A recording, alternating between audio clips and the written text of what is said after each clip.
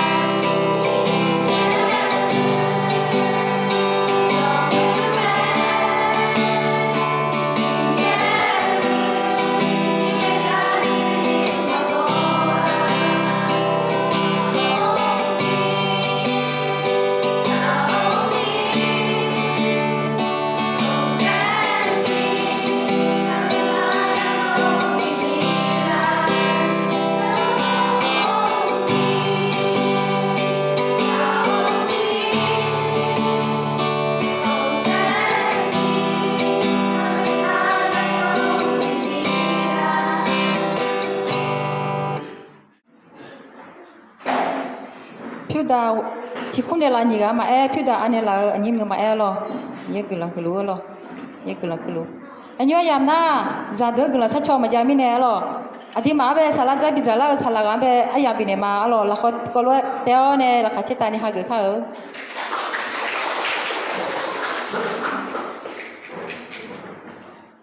우셔요 무 자더더 차차냐라 룽아라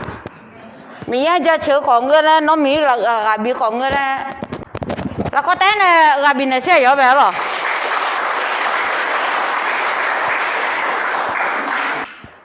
Emi akado chacha le jega o chaga se mimi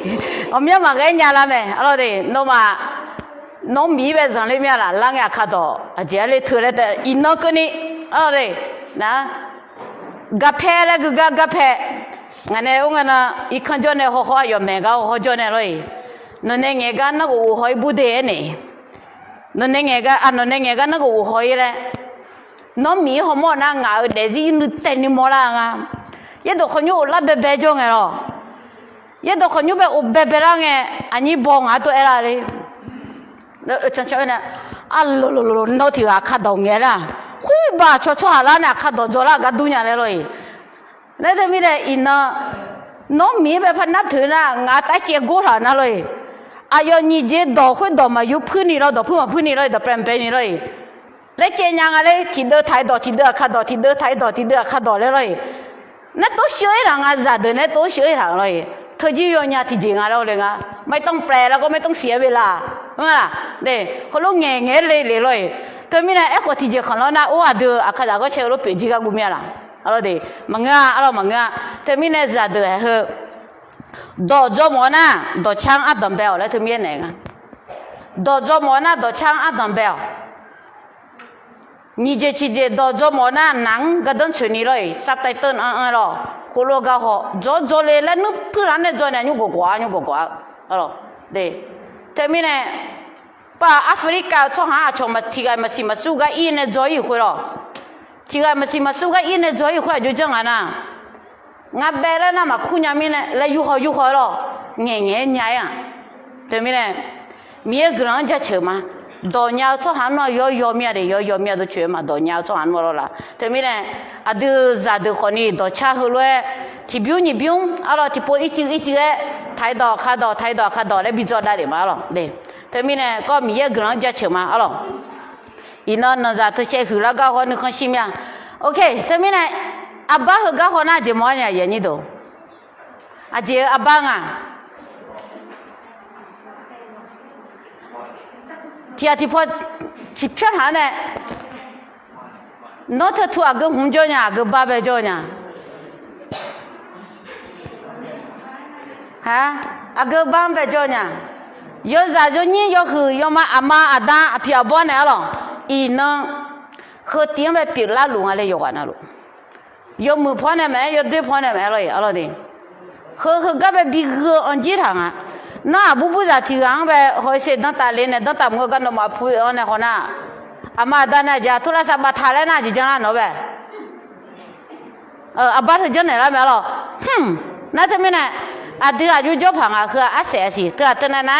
มังเงาสิอะไรเดี๋ยวอย่างนี้ดูทำไมเนี่ยอินน่ะอาตมาเนี่ยก็อยู่หมอนะอะไรคดีเราเด็กเด็กก็คดีเรายอดเด็กอะไรนึกแพ้คนน่ะจ้ะอีบ้าเพี้ยนเลยจีความโกรธกับการให้อภัยมาแถวสมบูรณ์เดิมมาเชี่ยเดินจากนิสัยเตี้ยในนิสัยนี้คนเนี่ยสมเชี่ยเนี่ยสมเชี่ยงอะไรมาแถวสมบูรณ์เดิมมาเชี่ยเดินจากนิสัยเตี้ยในนิสัยนี้อะไรการดำเนินชีวิตคริสเตียนความโกรธกับการให้อภัยอะไรอายุเอ็นหลังอ่ะเด็กนึกแพ้คนเนี่ยอีบ้ามาเพียงยาวชั่วหาเสียดื้ออาชนในเชิงถาวรทางอ่ะ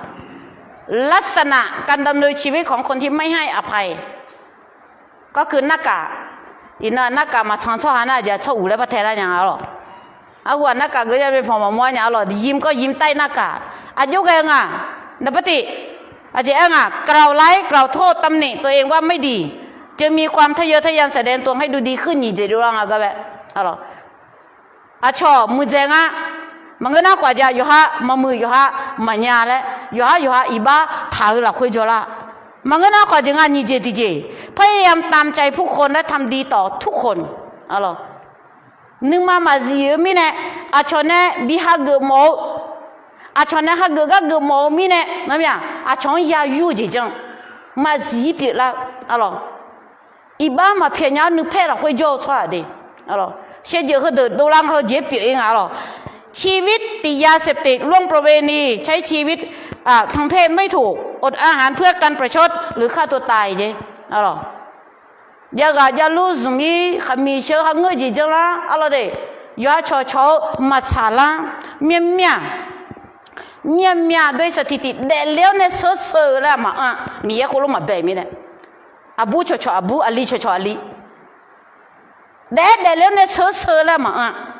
แต่สมมาด้วยสถิติอาชนเอทำมางานเนี่ยจานเอกังก็โฮมาอามาอาดาจอจีนอีดีอีเชยขาดโลซาดลาเปียได้เปียจุละมั้ยมันน่าหาลาเปียจุมันน่าหาเปียน่าจะน่ะ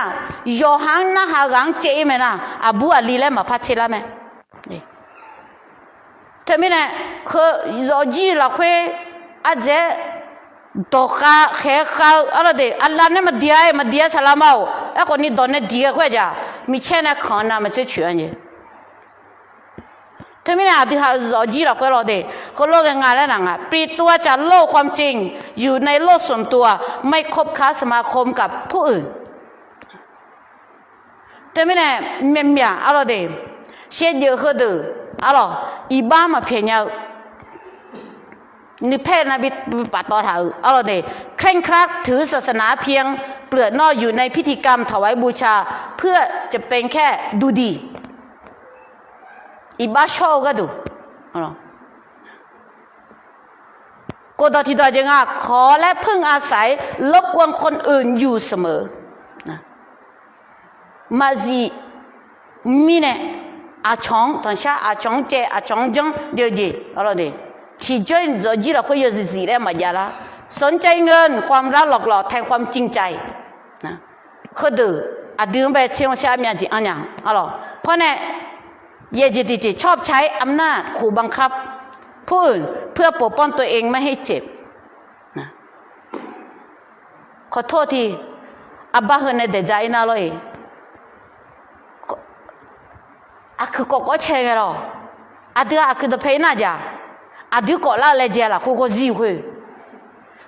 ข้าโมงแต่นั่นมาก่อละเดเอ้กูจีเนี่ยเลยจังนะคุยจ้ะอายอยจ้ะหุ่นพิวย้อนน่ารักกูนี่แต่ไม่เนี่ยอาดิมีเยอะชอบหาเปียเจลีละคุยอายุเอ็นละงะเบตุลูสัมภาเยซูเป็นน่าหาเลยอะไรเดอายุน่าหางะคุยเนี่ยเบตุลูเยซูจงกาคุณเงเบตุลูเยซูจอกัลาโอน่าหาสัมภารงาอายุอันนี้งาเล่ละนะงาอายุอีบ้าอามีปกนียาเพียเนลาชีโปกนิโลเยซูอายุฮลวยเอเนลเอคนเนี่ยยงอ่ะชีโปกนิแต่มังชีอามีปชีเทปกนี่ยับเพียนเตอา749ยาวุเชที่นั่งที่โคอามีนอยาสมยางาเชนังอีบ้าเพียจีโยจ่อนะลูอาโปเนมังอะไรดีโยจ่อนะลูอะไรอาเยยับเพียนเนล่ะอามีอาโปยับเพียนเนล่ะอีน่าดูนึกมาเธอดองเงลูมังเงี้ยล่ะชอบหางานที่ร้านนั่นเนี่ยเราอาดามีเยอะโอ้อาบัติบ้าอามาเดี๋ยวไปซ้อมมาตอนนี้ละครพิศดารเลยดูขับแบบเพี้ยนเลยเลงอ่ะมีเยอะจุกันเลงอ่ะดอกคนละยาดอกเพลงอ่ะอาดามีเยอะงานก็ใช้เมียคือลมยาคือจะยุ่งเจนเนี่ยเราดองเงี้ยเจียว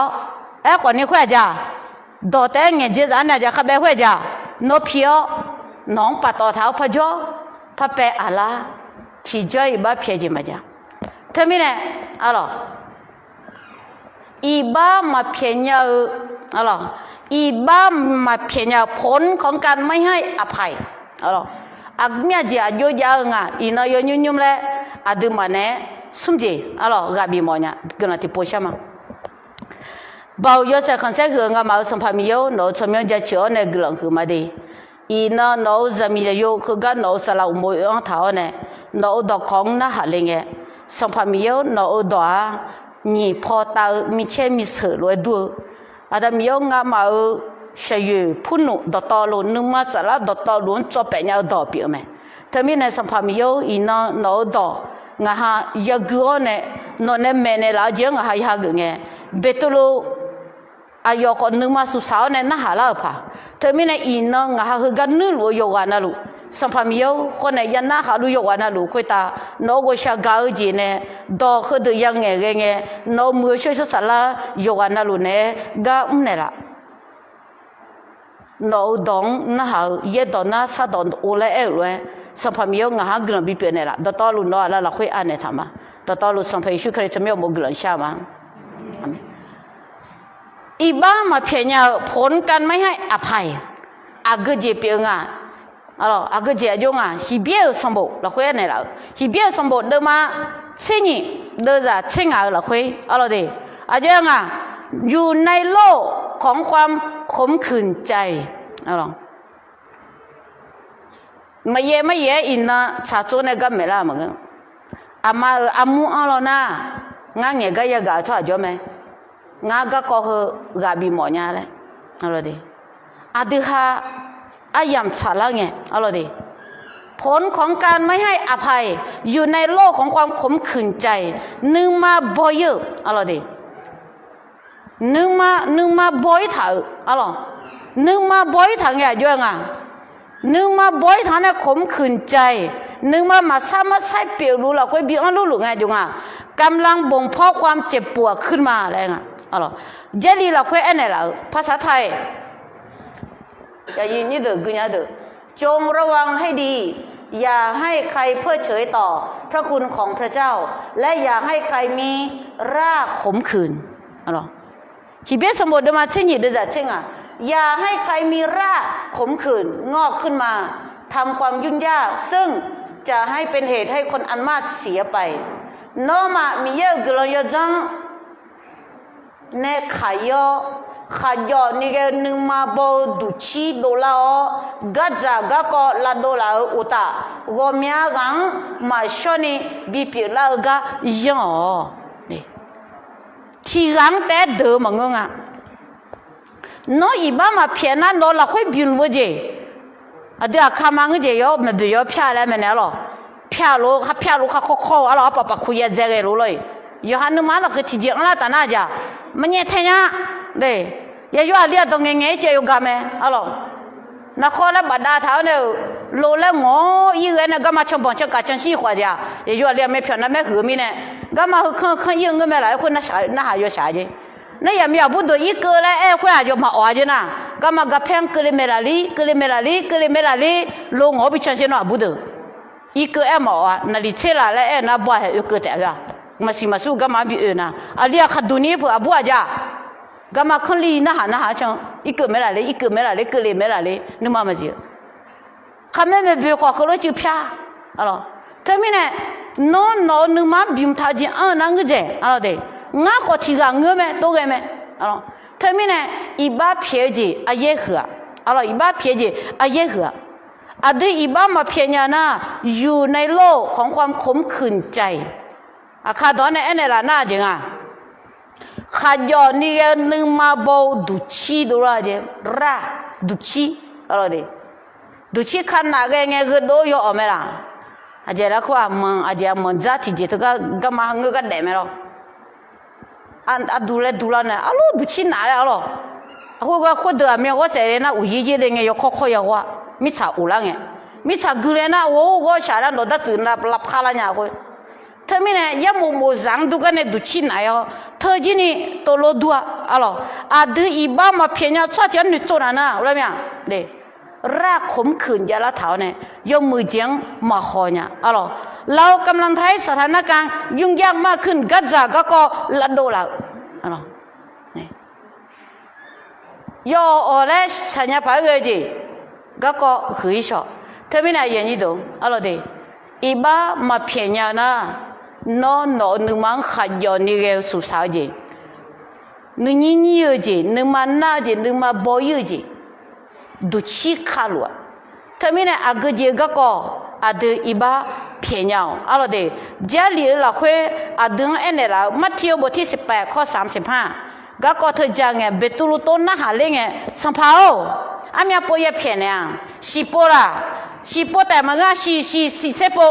70ครั้งคุณด้วย7อันนั้นยังจะมาจีเนี่ยสมมุติว่าได้ที่อ่ะยิ่งใช้ยาที่อ่ะยิ่งโดพัฒนาก็อาจจะอายุโอ้น้องชาดิถึงอ่ะน้องยิ่งโดเธอมาจังเลยว่าอันนี้อายุอาชอดาวจงอ่ะอายุอาจารย์น่ะคุยว่าแบบอายุดาวก็แบบจ้ะขัดที่เนี่ยเดียวแค่ข้าวบิชาวเนี่ยก็คุยสังพารังกันเลยไงอะไรงั้นน้องเจเนี่ยน้องกลั้นถึงก็มันนี่มันยังเราน้องจะมีตัวจังเลย alors terminé alors il va pied gako de sans pas yeshua je ne la nga ma te sombo de ma tsie de za sum tsinga aje nga no ma yoga na lu ko nu ma la khwe ne yo ha ayi anya la ban i ba ma phie ne na khwe ta jo ada ko no ma khwe lue jian ne la te a je alors nu ma la khwe neข้าไม่เบื่อแต่มังไม่เบื่อเพียมาแล้วไงนึกมาจีเนี่ยจะช่วยเย็นนี้เพียเนี่ยพระบิดาของเราผู้ทรงสถิตในสวรรค์จะทรงกระทำแก่ท่านทุกคนอย่างนั้นถ้าหากว่าท่านแต่ละคนไม่ยกโทษให้แก่พี่น้องของท่านด้วยใจกว้างขวางเธอดอไปแอมหมดการยกโทษด้วยใจกว้างขวางไม่ยึดติดให้ด้วยใจกว้างขวางอภัยก็อภัยด้วยใจกว้างขวางดว่าละครเขาน่าจะงามาแล้วก็งาคือปัจจุบันดูเนี่ยจ้ะอีบ้ามาใช้เพียงแค่มันก็งาคนไทยละครไปชอบถึงชอบเนี่ยคือปัจจุบันดูเนี่ยอีบ้าเพียงน่าจะโอ้ต้องมาเงินเลยนะดูมาเช่นเดียวคนรู้มาจังหรอกนี่คนรู้มาบีจังหรอกนึกมาเนี่ยจะเจโลนี่อีบ้าเพียงเนี่ยเธอมีเนี่ยอะไรเดอาคาดดายาวรวยรากขมขื่นอาจารย์บอดมชนะเอเนล่ะเดลาพาจิติโคโลจอดาเลมังจีอาคาดอนเนลอยเช่ขบพิช่วยกว่าจ้าดอขบมาพิช่วยอะไรท่าเช่ขบพิช่วยกว่าดอขบมาพิช่วยถ้ามีน่ะจ้าใครกลายเป็นรากขมขื่นนึงบางแบบจ้าดอกแค่จ้าขยอนี่น้องดูชีบิใครชอบมีเนี่ยเงี้ยก็แค่ที่เจมาพันเหนือดูจะปวดนั่นน่ะคนนี้น้องฉันหนูฉันปนน้องฉันปนฉันลาฉันหนูจะดูชีใครน่ะจ้ะอีน่ะจ้ะอีใครน่ะระเบิดผีไปโอ้หนูเนี่ยเงี้ยบอกเขาลูกยังเอาคนนั้นน่ะชื่อละไงรู้ไหมเฮ้ยก็ละสุละสาดูละเธอมีเนี่ยอีบ้าเพี้ยอะไรไอ้ยันนี่ดูอีบ้ามาเพี้ยเนี่ยนะน้องแบบดูชีขยอนี่ดูชีเปียแม่ได้น่ะอะไรเธอมีเนี่ยอดีตอีบ้าเพี้ยเนี่ยอะไรเดนี่ดูที่ดูอีบ้ามาเพียงในเนี่ยนะนึกมาแบบขยอนี่ดูชีใครอยู่แต่มันก็อยู่ในโลกของความมืดที่ยอดสมบูรณ์เดิมมันนี่เดี๋ยวจะคุยอะไรเดเดซิซันสุนิเปียอะไรน้องเดซิซันสุนิเปียน้องคุยกันบีนังเดียจ้าจอนูอาบุตรเมียนึกเทชไหมอาจจะเบียดเจนี่เขาช่างกันน้อยจ้าน้องเมียนึกจ้าซันสุนิเปียกันมาหอมหมดเนี่ยเท่านี้อาจจะมีในอีบ้าอย่าเพียงอะไรเดอีบ้ามาเพียงนะอยู่ในโลกของความมืดชีวิตไม่อยู่ในความจริงเงื่อรวยมาเดเนี่ยเปียรวยมาเปียเนี่ยเงื่อรวยมาเดเนี่ยอุศอาดมเป็นไงเอ็นเนี่ยมาลองอาเจียนี่นะอาชอบบิโฮอาชอนจนสาวอยู่หันนึกมาซาไอ้กว่าชอนละชาเลเลแต่ที่ปนนั้นตัวกันเนี่ยอ๋อถูกครอบงำด้วยความเกลียดชังเบียเจเนจ้าเบียเบาเนี่ยบีอุลังแม่เด็นะแต่ไม่เนี่ยที่ยอดอันนี้ยอดที่ยอดสมบูรณ์มันนี่เดี๋ยวจะคุยเจริญอ่ะสอหาที่ก็ยอดเสียละคุยจลุมาและเอลก็อายอเมนูเบียน่ะอายอยุ่งกันนี่ยอดสั่งละคุยจอแม่แต่ไม่เนี่ยอินนะada jolo ada roji ada pukan dekan alors ada hampir lah gak kau je doktor luang alors ada iba ma pianya na ada kau ni jozang lah kau cang lu ma berga tapi na ngang jogo ngang hogo lah na gamang kai alors deh ผู้ใดกล่าวว่าตนอยู่ในความสว่างและอย่าเกลียดชังพี่น้องของตนผู้นั้นก็อยู่ในความมืดและเดินในความมืดและไม่รู้ว่าตนกำลังไปไหนกามาชะละเพราะความมืดทำให้ตาของเขาบอดไปเสียแล้วตาเมียต้องกันนะจ๊ะเมียแบกของมึงจ๊ะเมียต้องนะทั้งซ้อalors moi ya gana ma mole alors de miedan alors gadang ma chipi ay ni do termine a deux ans ni numa ma bi un alors de ขาจอนี่เกนุมาอะไรเดดูชีมาบีใครเลยอีบ้ามาเพียนเนี่ยนี่อีบ้าเพียพาเกจังอดีตละคุยจังซื้อนี่อะไรย้อนนานๆแล้วก็สิทบีปีอะไรย้อนเสียมาเบียเนี่ยนี่อะไรนั่งมาเหอนายน่ะย้อนเสียมาเบียเนี่ยนั่งมาไปที่เจมาเด็กขาเลยเนี่ยเธอไม่แน่นอนนึกมาอะไรเดอีบ้ามาเพียนเนี่ยนี่ที่เจพาบัดเนี่ยน้อถ้าแกอะไรมีเยอะเจ้าอยู่หาอย่างนี้อีบ้ามาเพียนเนี่ยมาเทสมบูรณ์เดิมงาเดินจากนี่เช่สมัยไหนนี่เช่ที่ก็เราคือเขาอาคาดอคุยมีเนี่ยน้อเล่าเจล้อดวงยุกลาล้อเล่เงน้ออายุอันนี้น้อนึมาสาวที่เจน่าอยากกันเนโดลนะล้อเล่เงจีล้อดูไม่ใช่ยุทธยาน้ออายุอันนี้เนี่ยทะเลจุเลนี่เจหูจังยอมอลาอายุอันนี้เนี่ยมาทำมาจุเลเนาเนี่ยalors miye ne chale jire mala abat gamang khai abak khai ra termine ina adu miye o no joganga ula mala chale jire aba songpa yeshu ayo da khole ya khweta khamshi ne alors de aba bimo lo ina adu alors de lo ne yo so miye be anan jemule ena khwedo do tolu adu do phejo chwa ne amejang adu da phejo chwa da me jang alors gala ne ko ji ma sa kho ji ma sa nya na he ho me no ma so pa yeshu ne ko yo bu bo jang nge ma ge ga ja yo ha i ba tha thai ja alors ko wa ne ya jang ko yi lo no alors deเธอมีเนี่ยalorsถ้าผู้หนึ่งผู้ใดนำเครื่องบูชามาที่แท่งบูชาแล้วมีพี่น้องมีเหตุขัดเคืองข้อหนึ่งข้อใดกับท่านจงวางเครื่องบูชาไว้ที่แท่งบูชาแล้วก็กลับไปคืนดีคืออันน้องไปอาจจะจำมาผู้เพียรเอาเลยชุ่มจะจำมาอีบ้าน้องไปผู้เพียรเนี่ยเธอไม่ไหนอมยากะอาดูยมุจสามาดูเหรอเอาเลยที่ปวนน่ะอาดูอยู่มาอยู่กับมือเนี่ยอาดูอยู่เงี้ยมาทุ่มเอาเลยจิตใต้ตำต่อจิตใต้สำนึกไว้เอาเลยอาดูไม่เจ๊จะเท่าเนี่ยนึกมานึกเพ่หรอคุยอาดูจอนะเธอไม่ไหนเอาเลยอาดูนึกมาแบบขจรนี่ดูชีมาบีเปียอยู่ตาอะไรเดอาดูนึกมาจ้องซื้อนี่มาบีเกยก็ดูอีบ้าเพี้ยนเนี่ยอะไรเดเธอมีเนี่ยไอ้ยันนี่ดูที่ดอกเขาล้วนเงี้ยหมอเนี่ยดูฮะเนี่ยย่อว่าอาดูคาริซาดูอะไรเดมียังมาสิญญาชาดูเนี่ยจังนะโอ้เธออาจจะมียังมาสิญญามีเนี่ยที่เจมังงะสลามาท่ามียังมาสิญญาสิน่ามียังสิญญาชาดูแล้วนะเนี่ยจ้าบอกอุโมจรเนี่ยบรรลุกันนะไม่ใช่ไม่ล่ะอย่าชอบใจมินะจ้าอีบ้ามาเพี้ยนเนี่ยไอ้ยันนี่ดูเธอมินะคือโลกุชมเนี่ยมาเสียสองหาแบบอีบ้าเพี้ยนเนี่ยข้องเนี่ยอะไรเดอาดูเมียสีอ๋อเนี่ยจ้าชัวชอบคดีสังคนนี้อีบ้ามาทานี่เพี้ยนเนี่ยมาเล่แล้วแม่เนี่ยน้องมาเล่แล้วเชี่ยมาจ้าเล่ละอาทิตย์ละไงอีบ้าเพี้ยนเนี่ยนะเมียคดีจากเกิดจ้าละยุติจอมสีนะเมียคดีจากเกิดท้ายละยุติเกมสีนะเมียเดอาดูยาขาดากับทบีปีก็อีบ้าเพี้ยนเนี่ยกับปีเขาalorsมาสีมาสู้ช่องหาหนึ่งมาเจลูนี่จังไหนยังไงอาดูดเพจโจ้ชวดเราเดเธอมีเนี่ยอาดูอีบ้าเพี้ยนเนี่ยเขาแล้วกูชมเนี่ยสุ่มต่อที่ต่ออาศัยต่อเราเดalorsอีบ้ามาเพียงผลของการไม่ให้อภัยนึกมาขยอนี่ดูชีเปียนนึกมาจ้าจังสีนี่เปียเราคุยจลูตาจริงอยู่ในความอาฆาตมากร้ายอะไรดีนะจังโขมเอาอะไรดีนึกมานึกนั่นเนี่ยบิดเจอเราอะไรจังโขมเอาอะไรวันแผนการร้ายทำร้ายผู้หนึ่งอาบ้าคือกับบัดาฐานะสู้อาบ้างยูเชอายออัดโดดอีบ้ามาเพียนเนี่ยมิเนี่ยจ้ะมีนันนาวเนี่ยนะเมียอีบ้ามาเพียนเนี่ยมิเนี่ยอายอเงี้ยเนี่ยจ้ะจ้ะเราดุงแบบบิปูเสมา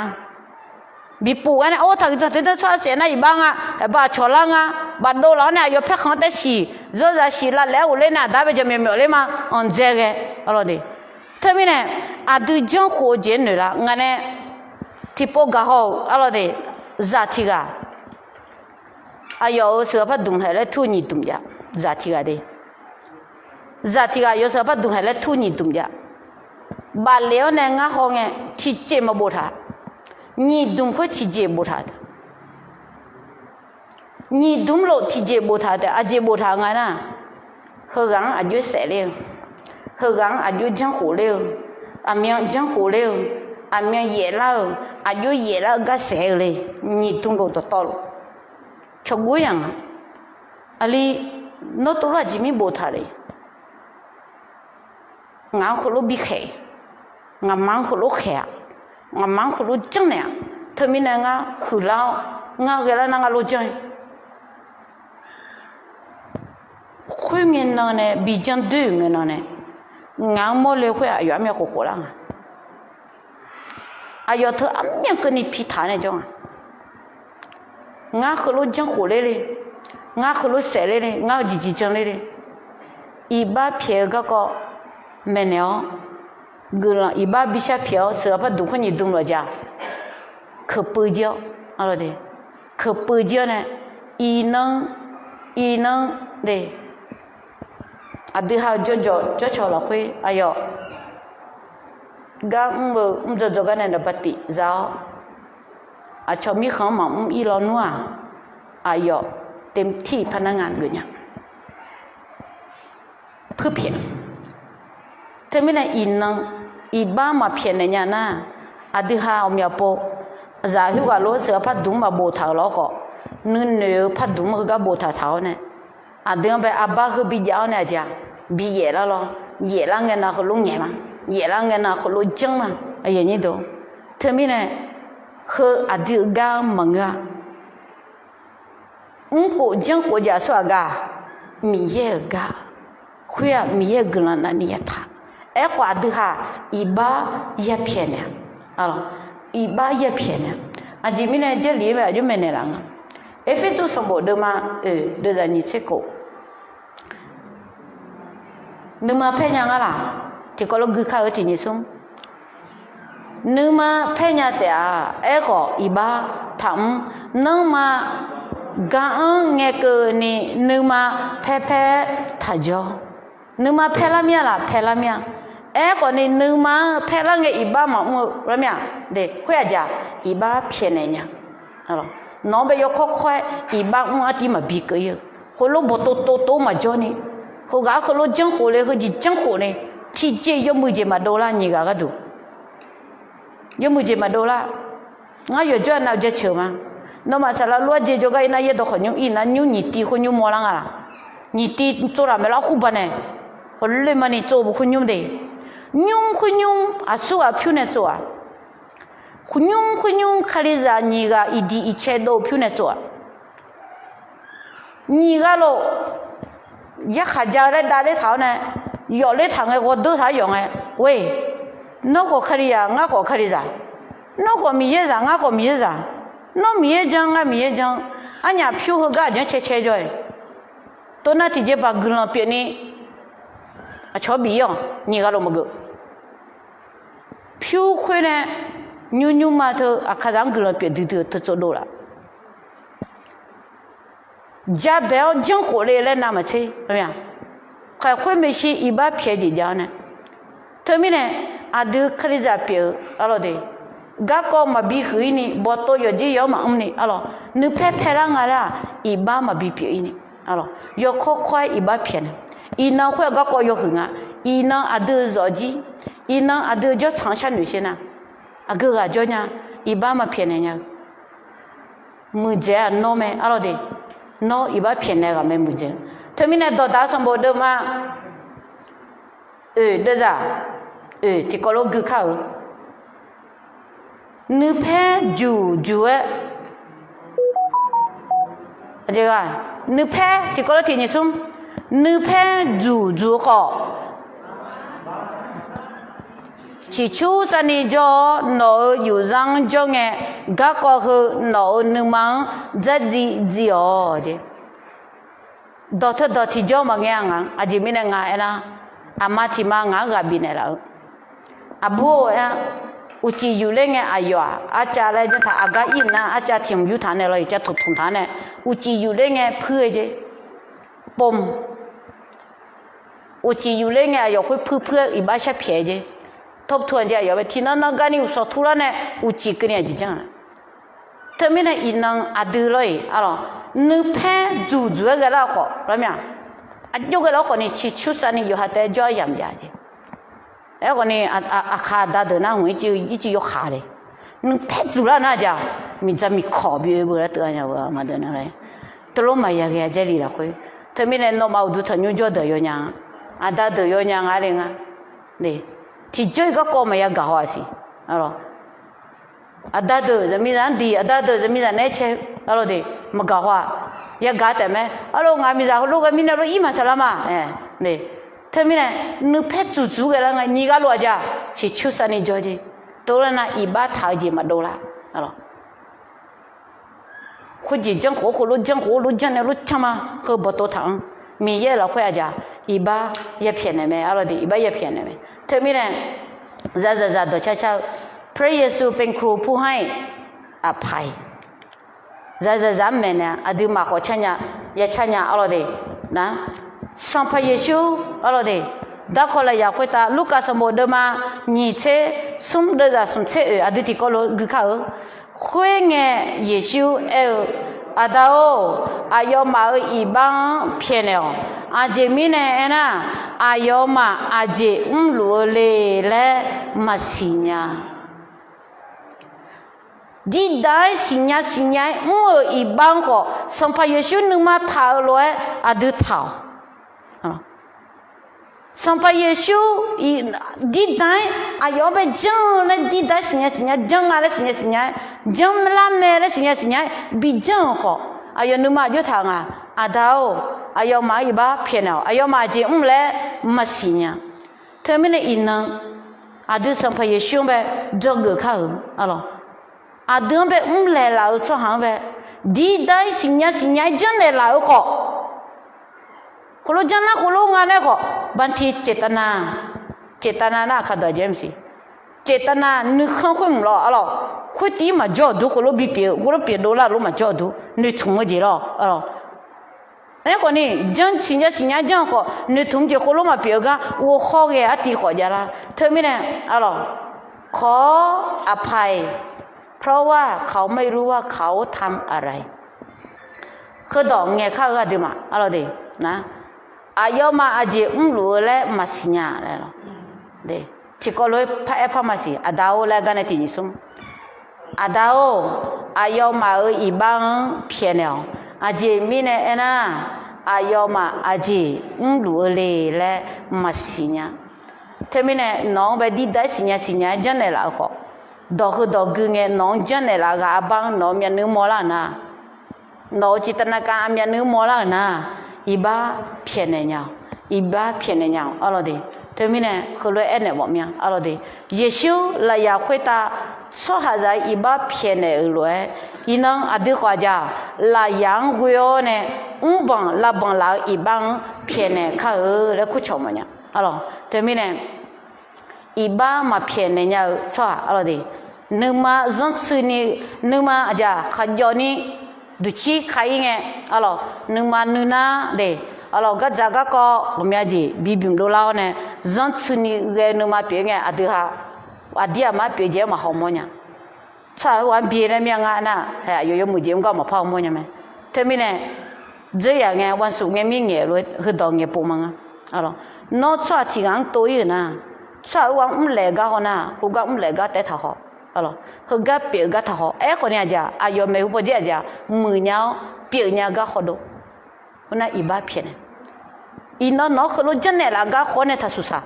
ยคนจะอายุไม่รู้พอจะมือเนี้ยเปลี่ยนเนี้ยก็คนนี้กับบินเนี่ยอะไรดีน่าจะอีบ้ามาเพี้ยนเนี่ยนะอาดูนึกมาขยอนี่อะไรดีจังหูหมออะไรนึกมานายเนี่ยอาช่องหลับปุ๊บหมอจะดูละเธอไม่เนี่ยอาบ้าคือบ้าเป็นหนึ่งในที่ขบวนการให้อภัยเราบ้านนี้นะอยู่จู่เล่ยังไงนั่นมาคือนาดีหลังงานที่นั่นการนี่จอหลวงหุ่มแต่ลอยอะไรคนนี้อาบ้าเธอกระบวนการหัวกันอยู่หลายงานนึกข้างชี้เนี่ยอะไรเด็กผู้ที่ถูกทำให้เจ็บผู้ที่ทำผิด一般嘛偏的那你个罗家，熊家和个把头，好了，熊家和个把头呢，好了，提前嘛我提前嘛胖个嘛，话有一般偏的呀那，熊家和把路是，好了，特别呢，好了的，ความโกรธนึกแพ้นึกมาน่าอยู่เจน่ารู้ถึงก็ป่านั้นนี่ก็รู้ที่กอลุชังที่ก็แต่มังอ่ะอ๋อบีจังเลยแล้วแต่มังอ่ะอ๋อถ้ามีเนี่ยน้องอีบ้าเพี้ยนเนี่ยนะน้องเขาก็น้องอาจารย์เขาพูดเพี้ยนแต่มังก็อายุก็นี่อาจารย์ขอลองป่าดูอาจารย์แบบพูดเพี้ยนเลยเนี่ยอ๋อไอ้ยังนี่ดูเนี่ยก็เราใช้สมบูรณ์มาส่งเดี๋ยวจะใช้ส่งที่ก็เราคือเขาทีกาคุยตาทีกาอีบ้าทาคาจานาทีกาอีบ้าเพียวคาลีนอมาอีบ้าเพียวรวยนอมาก็ทีกาอีบ้าเพียวยาเพียวไหมเพียวมั้งอะไรดีนอมาก็ทีกาอีบ้ายาเพียวไหมอะไรกะลาดอนในบุญนะการให้อภัยไม่ใช่เพื่อคนอื่นเนาะการให้อภัยไม่ใช่เพื่อคนอื่นแต่เป็นการกระทำเพื่อตัวเอง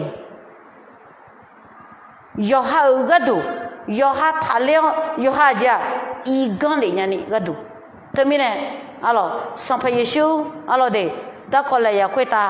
อาดูก็ดูอีบ้าเพี้ยนเนี่ยเราจงกูเนี่ยอะไรอาดูจีนี่อีบ้าเพี้ยนเนี่ยชัวเปียข้าวเลยกูเลยกูชอบมันเนี่ยอายังที่ใครสมบูรณ์เนี่ยเมียนึกแทนเนี่ยอะไรอยู่กันนะลูกที่ใครกำมือเนี่ยบิจอมันเนี่ย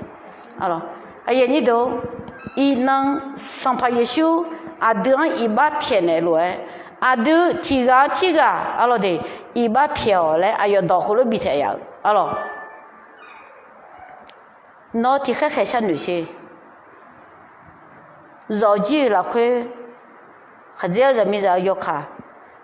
อีบ้ามาเพียนเนี่ยอาจิจาเนี่ยรอจีละคุยอาดาคนเนี่ยจะอามาคนเนี่ยจะยกขาอากจิจาเนี่ยมีเงินไปจนเนี่ยเนี่ยอีบ้าบิชาเพียนหมดเนี่ยอะไรดีคนเนี่ยคดีจะก็เช่อามาอามูก็เช่อาดูอากกังนึกมันนั่นเนี่ยน้องชมยังกัวไม่เนี่ยหรอกมีอยู่คนเนี่ยอีน้องอีบ้าชาเพียวที่น้องอายังช่างเงี้ย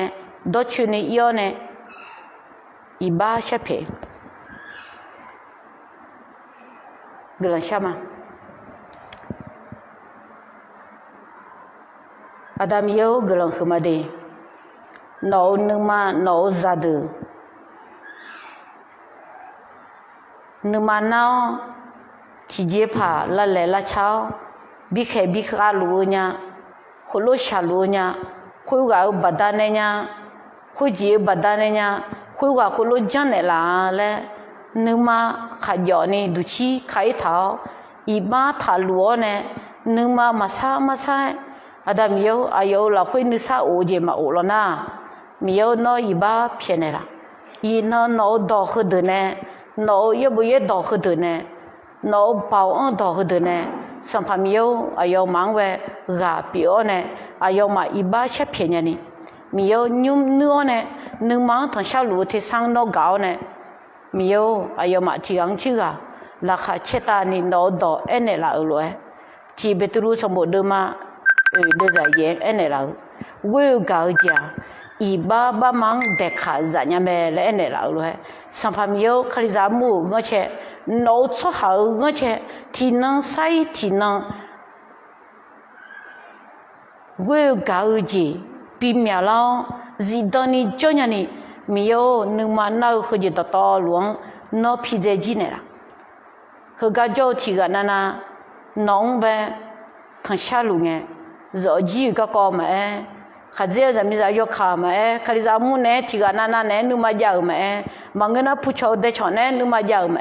สัมภาระอยู่เขาก็เขาถึงอาดังเบลเนี่ยเบียเจนี่หลอกคันนี้นึกมาเศร้าจีสัมภาระน้องก็ไม่เล่าเนี่ย哎呦忙开跳呢，脑包这边去路，哎呦忙看浪头呢，伢小伢个会上培训可以怎么样？喏，哎呦忙会打不浪路呢，阿达没有别人个个你来接来伢你，现在那个和干侬嘛啥个干没呀叫你，上培没有那有话那路会打干呢啦，个人去嘛的，他们呢脑搞起呢，俺忙比干伢呢啦，脑我想搞个人要真呢。nga haza loe nga haji ni tian ti ga glan bi pye nya ne la iba ta kha ma za no za mi za de bi pye ne la ada mi yo glan khuma te mi ne ta ta lu sam pa yishu kri sa mi mo glan sha ma amen